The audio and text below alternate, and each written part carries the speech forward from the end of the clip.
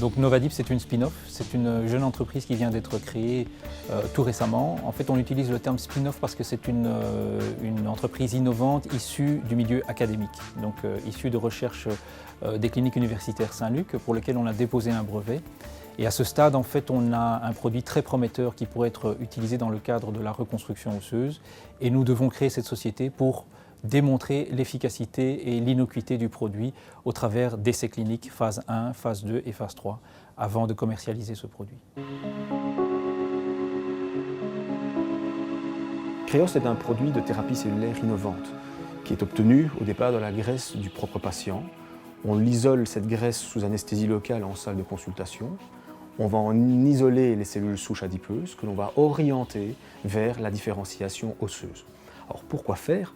Pour le transplanter chez le propre patient quand il y a un trou ou un défect osseux qui ne s'est pas consolidé spontanément. Donc en fait, Creos, c'est vraiment une technique qui permet de retourner chez le patient ses propres cellules qui ont été différenciées en cellules osseuses. L'utilisation des cellules souches, ça ouvre donc un versant énorme, un nouveau monde dans les techniques de traitement des patients. Pourquoi? Parce que tout simplement, les patients sont protégés d'un rejet potentiel grâce au fait que ce sont des cellules souches qui ont été prélevées chez eux. C'est ça la grande originalité du projet qui est en cours aux cliniques Saint-Luc. Et donc je trouve que c'est un gros bénéfice pour les patients qui ont pu bénéficier de cela, moyennant simplement la prise de quelques cellules de la graisse et par la production des cellules souches. Et une fois qu'on leur implante, ce sont des cellules qui fabriquent de l'os.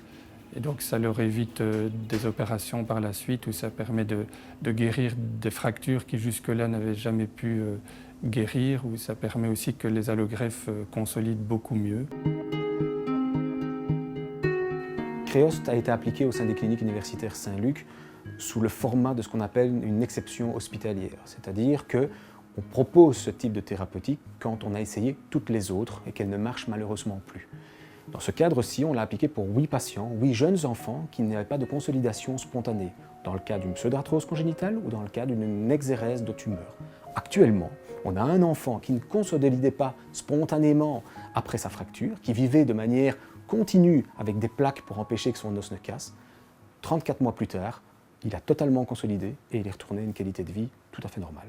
Donc je pense que chaque fois qu'on peut participer à un projet novateur, bien structuré, bien encadré, il faut que nous, cliniciens, nous collaborons au maximum de nos moyens.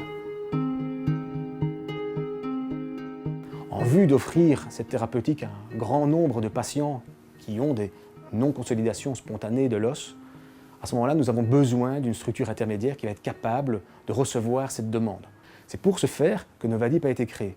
Creos a pu être produit au sein des cliniques universitaires Saint-Luc grâce à la structure du centre de thérapie tissulaire et cellulaire des cliniques Saint-Luc, par son infrastructure de salle blanche qui permet de pouvoir avoir un environnement de sécurité maximal pour produire ce type de médicament, car Creos est un produit de thérapie cellulaire innovante qui est assimilé à un médicament, tout comme il est produit par des firmes pharmaceutiques.